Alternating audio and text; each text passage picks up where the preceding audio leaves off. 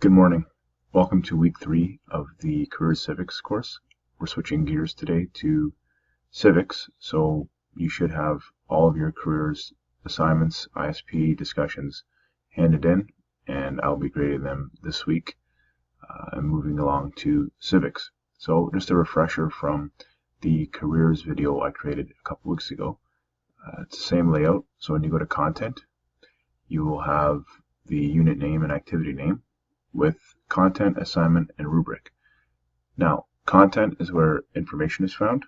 For example, notes, as well as discussion posts, as well as worksheets, quizzes, etc. Assignments is where you apply the knowledge learned here in the content section and hand it in to the respective Dropbox, which is all listed in the assignments page.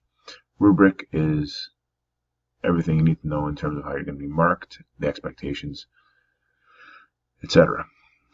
Now, if there is no assignment or rubric page, that just means that you're required to read some content and maybe participate in a discussion, maybe take a quiz, maybe just read the content. Just move on. There was no error.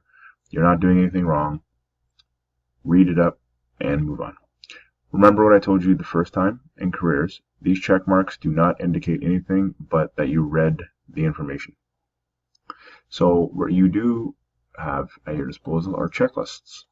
Checklists will tell you what you need to hand in. So now you'll have Civics unit checklists.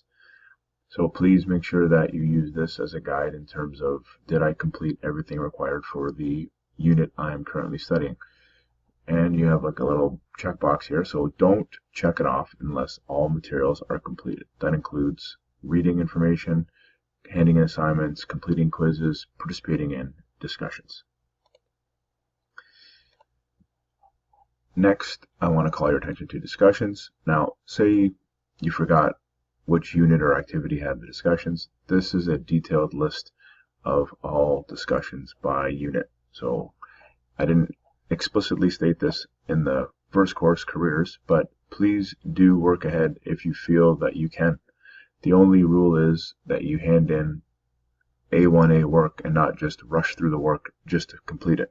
So there is no rule against working ahead, and it is strongly encouraged. Next, we have the frequently asked questions tab, which is located under resources.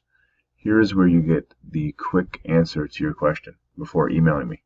So there's a bunch of questions already laid out, but if you can't find any help here, then email me and I'll gladly answer your question. Finally, please pay close attention to the daily announcements, your update section, which tells you any unattempted quizzes, unread feedback, any emails from me, etc. I hope everyone's doing well. Congratulations on earning a half credit for grade 10 already. You guys are doing a great job. Keep up the good work and continue the dialogue either through here or on my tools to go email. Have a good day.